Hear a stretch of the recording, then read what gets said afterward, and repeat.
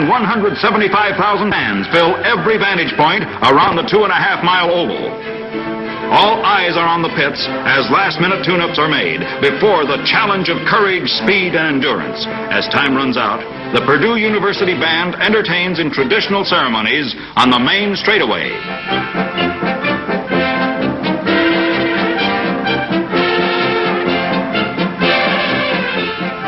But behind the flags and excitement of race day, there are many other stories.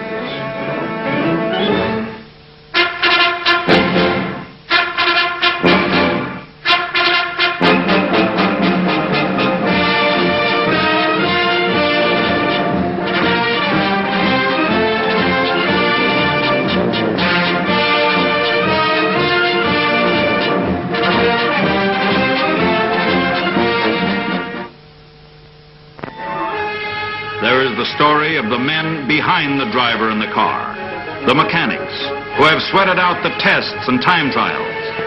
The race begins in the garages. Here is automotive know-how. Here is plain hard work applied with skill and experience. Here is precision, tuned with cleanliness and polish. Every part of every engine of every car has been checked and rechecked. The 500 is the toughest challenge in the automotive world. And when you get to the morning of race day, drivers must know that their cars are ready to meet this challenge. Let's talk to some of these drivers in the garages before the cars are rolled out. Here is Jim Bryan. Jim Bryan, the 3A national champion, who 1 year ago today finished second in this 500-mile race. Jim, you then went on to become the 3A national champion with the greatest performance seen on dirt in post-war history, right? Well, that's what some of the people said. That's what the writers say, and the writers are never wrong. Jim, you used a terrific little automobile last year and finished in second. I understand it was a dirt track job, is that right? Well, yes, Russ, it was a conventional dirt track machine built primarily for dirt track racing. And I thought it was capable enough to drive it last year at the Speedway, and I still think it's a very fine automobile. And it performed well against all the so-called roadsters and everything last year. Well, the car itself gave you a little trouble in this race, didn't it? Last year, yes. In the later stages of the race, in lap 130, the front spring broke. It's a conventional front springer with two torsion bars in the rear. And the front spring broke, and a little later all the shocks fell off of her. The chassis itself actually broke up real bad. The engine, we had not one bit of engine trouble all through the race. The engine ran perfectly. Well, Jim, is that the same engine then that you used here that you used on the dirt to win your championship? Yes, that's the same engine we run second here in all our dirt races last year, which we won 5, and it's the same engine on our new chassis. What kind of rings you use in it? Well, perfect circle, naturally. I mean, we've had no ring failure at all, so I mean, I think they're the best rings that can be actually put into an engine. We've had no motor trouble whatsoever to speak of all year long. And Clint Bronner, the mechanic, did a wonderful job the rest of the year, you know, keeping the car going, and I think we're real fortunate all through the year. Well, good luck to you. Well, thank you, Russ, and I think I'll go change and get ready now. Thank you very much. Big new number 6 with Bob Swikert, the driver, and A.J. Watson, chief mechanic, moves out into the early morning light of Gasoline Alley. Now listen, I want to get one thing straight. When I give you the signal that I'm coming in, you want me in on the next lap. Yes, right? one lap. Okay. How'd the engine look last night? Oh, I lifted the block last night and looked at the rings, and they were perfect. Put the same rings right back in. The same perfect circle rings? Same perfect circle rings. Okay, good deal. Now, one other thing. When we get the car jacked up, and you've made the change, Jack's going to give me the signal to take off and start pushing. Right. Is that right? That's right. Okay. And you're going to give me the seconds back for the guy behind with right. the arrow forward with the seconds for how far the guy is ahead of me, huh? Right. Okay. Any other signals? No, that's about it. Just keep it simple. All right. Good deal. In the Bardall garage, driver Jimmy Davies talks things over with his chief mechanic. Well, this is the morning, kid. Well, you did a lot of work on the car. It ought to be all right, I guess. Well, the motor's just been thoroughly going through again. Since qualifying, we qualified 5th fastest, you know. And everything was in beautiful shape when we tore it apart. I contribute most of that to the use of Bardo, which we'd never been using before. Yeah, well, the other day, you know, we was running about 5,000 RPMs, and I don't know what you did, but all of a sudden we started gaining about 200 at the bridge. Well, before, you know, I was only getting about 5,700 at the end. Now I'm getting pretty close to 6,000 down at the end of the straightaway. You know, that's about the fastest that roadster's ever run. I know it. There's not many of them run much quicker, I know that. Engine really sounds sweet running around there. It sounds real nice and free. The engine feels real good. It doesn't vibrate, or it just runs free and nice as anything. It's run better, I think, this year than it's ever run before. The American Automobile Association carefully selects qualified officials who play a very important role in the certification of products used in these race cars during qualifications and the race itself. It is a serious business, both to the manufacturer of such products and to the drivers and mechanics who want every edge possible to meet competition. Reputable manufacturers are anxious to have AAA officials certify the actual use of their products because it adds actual proof of results. The motoring public benefits from the testing of products here at the Speedway through safety, design, and performance improvement that are made available to them in these products on the open market.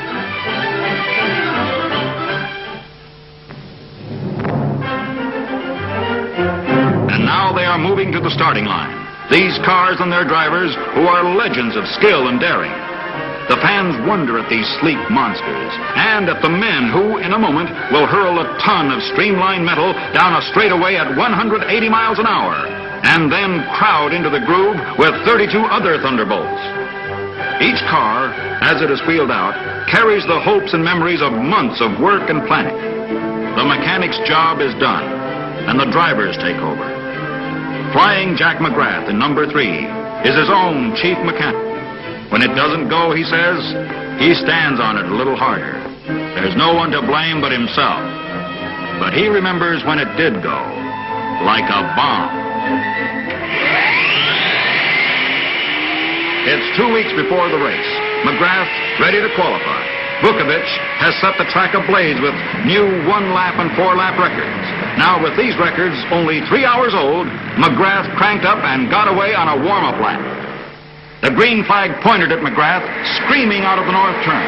He was on it, rocketing through the first turn faster than any man in Speedway history.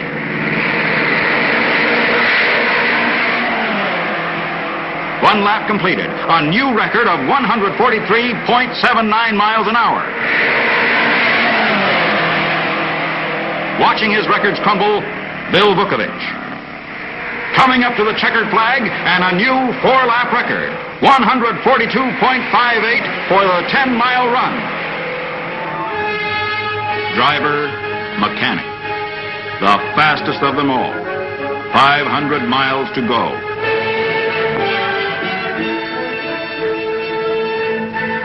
To the line, big number 1, a new machine for Jimmy Bryan, national big car champion.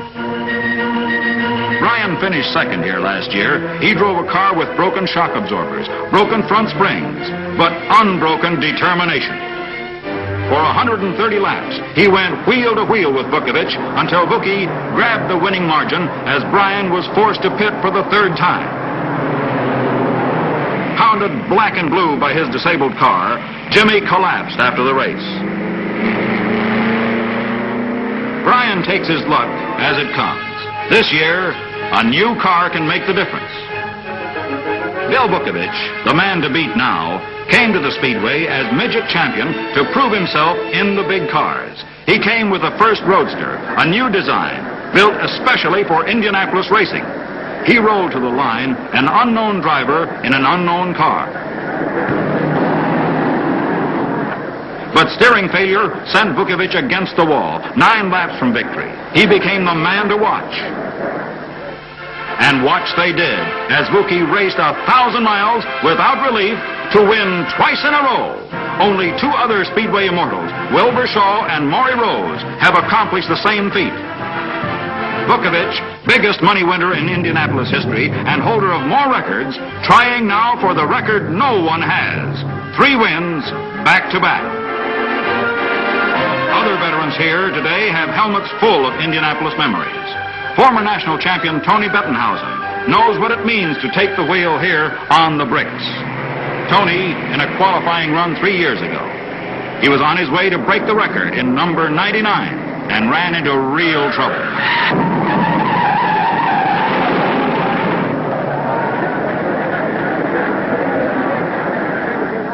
Another car, another year. Out of the north turn, into the home stretch, tail first.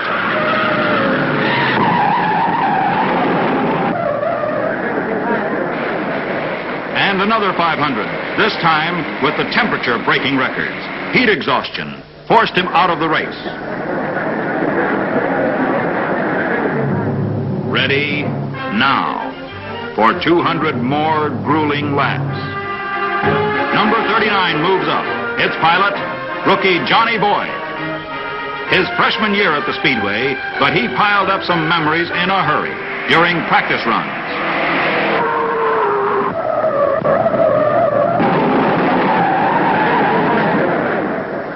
The spin wasn't too bad, and it wasn't as long as some of them I've seen around here, except that the wall looked like the side of a 10-story building.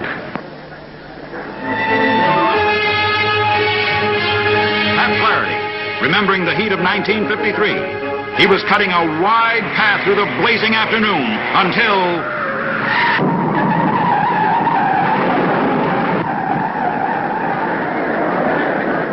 No, I never did realize what happened up there. The only thing I can figure, the heat might have got me a little punchy. I wasn't tired, but when I woke up in the hospital, I asked them what happened. They said, you crashed. I said, well, fix the car, let's get going again.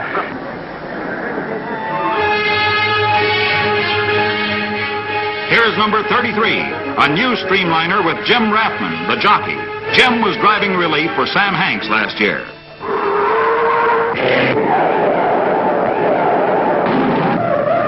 Crankshaft locked up, and that automatically locks your rear wheels up, and then only the good Lord can take care of you from then on.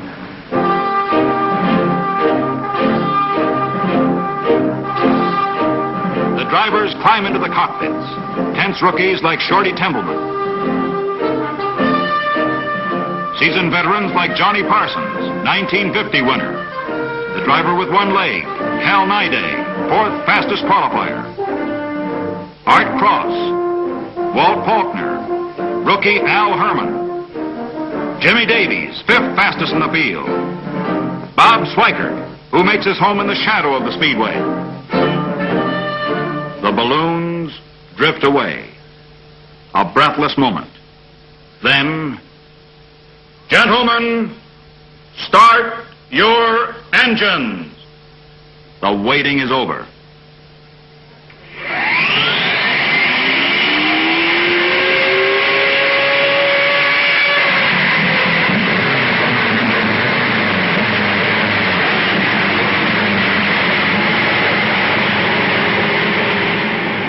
Three of the mightiest men and machines of the racing world, the fastest field ever to compete at Indianapolis, move away behind the pace car.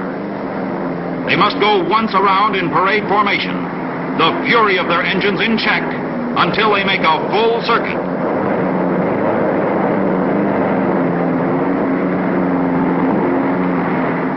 Moving smoothly, Jerry Hoyt at the pole position, inside front row.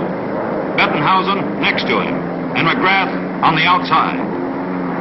In the second row, all eyes on Vukovich in the center. Hanks next to him on the outside.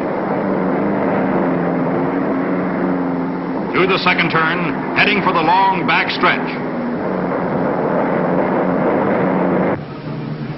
Now under the bridge, and the pace quickens as the pack moves up the backstretch.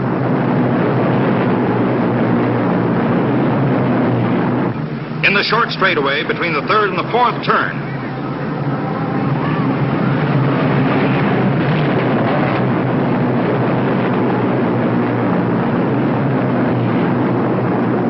And here they come.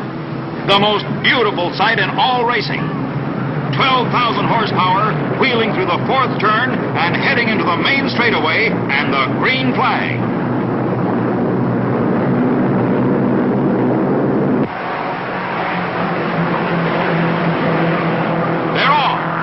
Beautiful start. McGrath cuts across across from the outside and dives into the turn first. Bettenhausen roars after him. Hoyt drops to third. Agabasian is fourth. Vukovic is fifth. Safely through Tornado Turn and into the second. Listen to these engines sing.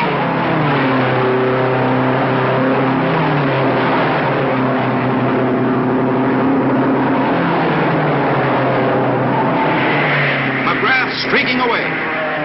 Vukovic is now fourth, coming out of the backstretch.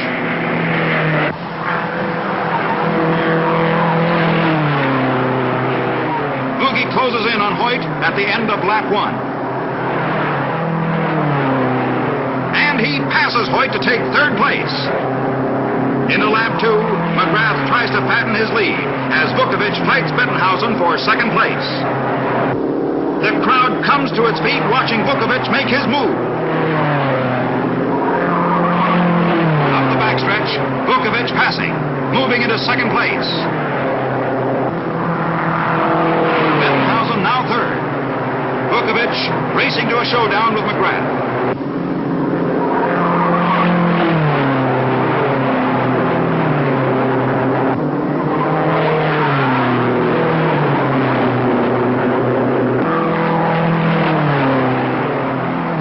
Loses ground as Vuki barrels away.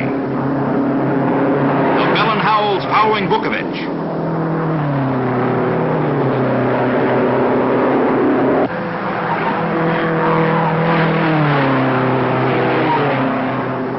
A thin wisp of smoke trails from McGrath's car as Vukovic keeps up the pressure.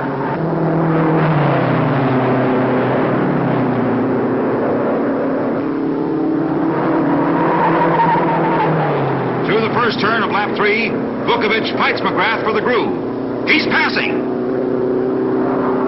And Vukovic is in first place. McGrath second, Bettenhausen third, Hanks fourth.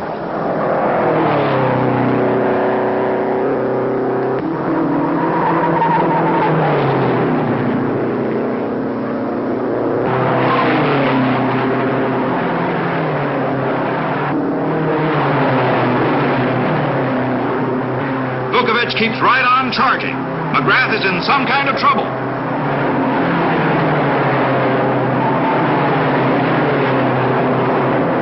After 25 miles, Vuki opens up a 2-second lead.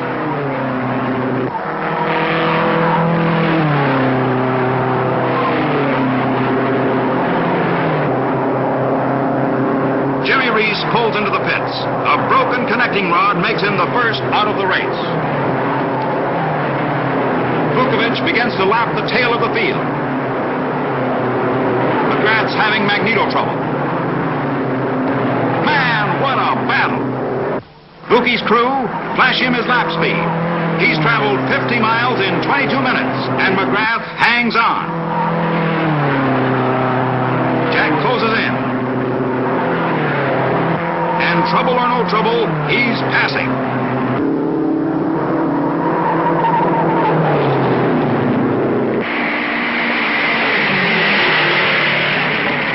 Vukovic cuts dangerously low to pull even, but Flying Jack won't give way. Vuki, lead-footing it all the way, turns the fastest race lap of Speedway history, 141.35 miles per hour, and takes the lead again. After 100 miles, Vukovic moves smoothly as ever, showing his tailpipe to the field. McGrath 10.5 seconds behind, his car fouled with exhaust fumes. Jerry Hoyt heads for the pit. Oil pump failure, and he's out of the race. His uniform is spattered with oil, but none left in the engine. Tough luck for this 26-year-old pole position winner. He tells his sad story to Jimmy Reese, the first man out of the race. There's nothing left of Jerry's victory hopes but an oily spot on the apron. McGrath's engine is still giving him trouble. Bob Schweikert's crew signaled the end of 125 miles, a quarter of the race. Schweikert in fourth position leads Bryan by a split second. McGrath comes into the pits after 135 miles.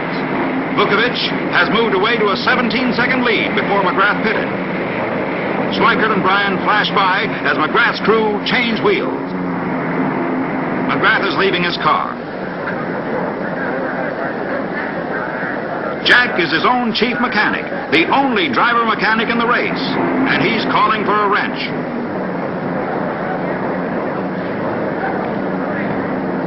They say in the pits, if you raise the hood, you might as well give it up. But sometimes you keep trying. With McGrath in the pits, Bryan charges into second place.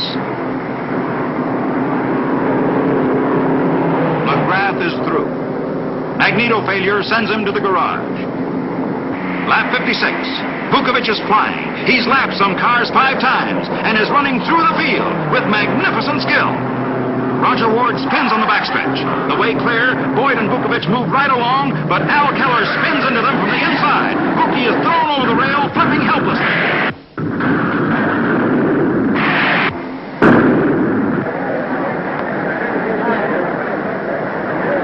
From a point directly opposite the bridge, the incident looked like this.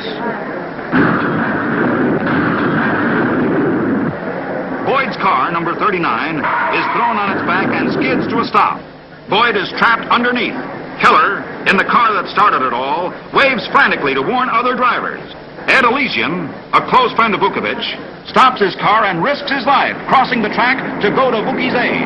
Keller rushes to Boyd, trapped under his car, still in the path of the other drivers. Vuki's car, a blazing and battered wreck. Keller and Speedway guards roll Boyd's car upright. Miraculously, Boyd has only friction burns from skidding on his back with his car on top of him. A mile away in the pits, McGrath senses something. All cars are slowed down by the caution light. Tony Bettenhausen heads for the pits. Vuki's crew on the pit wall search anxiously for their man. Cal Naiday pits as Vuki's crew waits. Jim Bryan pits. He was running second behind Vukovic. Vukovic is now long overdue. Paul Russo takes over in Bettenhausen's car.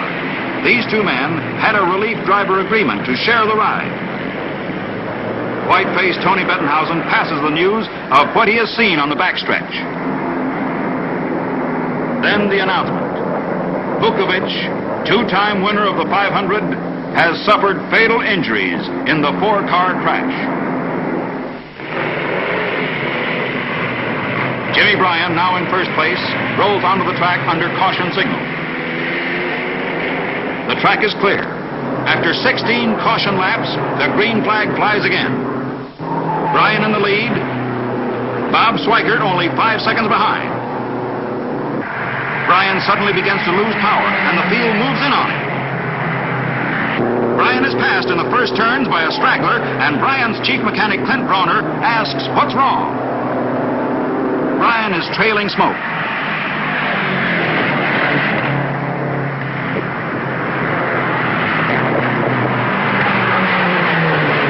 Out of the north turn, Jimmy Davis in car number 15 bears down and passes. Swikert right behind.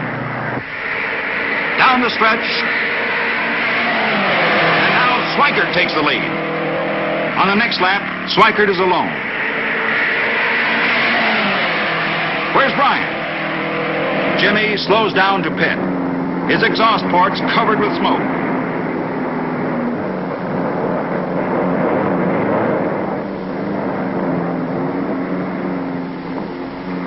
It looks like the national champion is through. Fuel pump trouble and a broken magneto drive gear. Bryan is definitely out. And is he mad?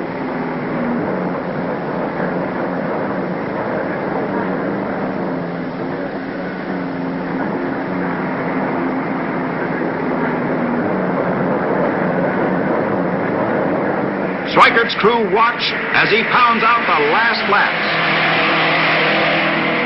Cal Naiday moving through the 4th turn.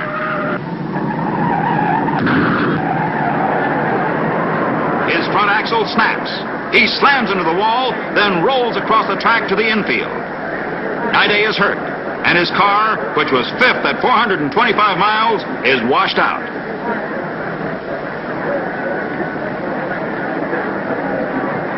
On the green signal, they're moving again. But Don Freeland in number 12 heads for the pits. Freeland is Schweikert's last major threat, and he's out of the race, leaving only 14 of the 33 starters still racing. 50 miles to go, and Schweikert's crew isn't through worrying. With a lead of less than a minute and a half, they don't want another pit stop. But Schweikert is running low on fuel. Is he using his reserve tank yet? The Bardal crew check the time of their car, now running third.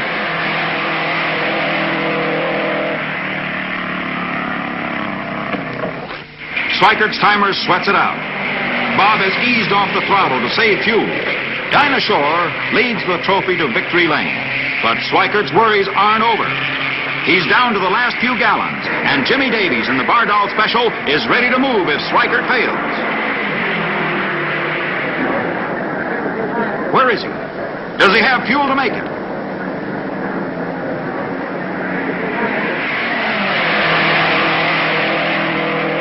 The crowd comes to its feet.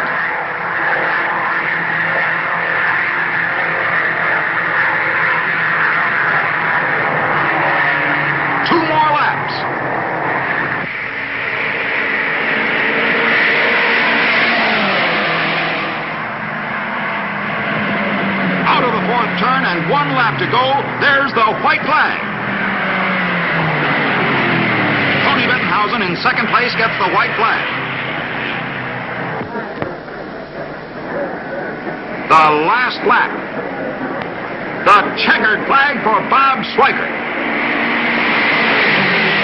The waiting, hoping, sweating is over for the mechanics. The fellow in the dark coat going wild is car owner John Zink. A big pat on the back goes to his chief mechanic. On to the winner's circle. The mechanical masterminds who prepared Schweikert's car, including his car owner, a man who paid $30,000 for a roadster just to have the privilege of changing a tire. Here he is. 500 miles in 3 hours, 53 minutes.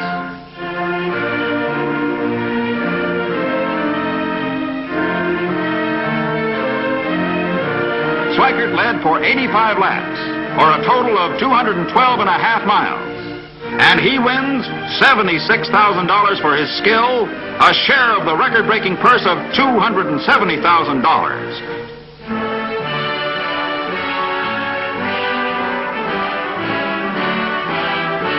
Schweikert gets a victory kiss from Dinah Shore and from his wife, Dolores, to end an unforgettable 500.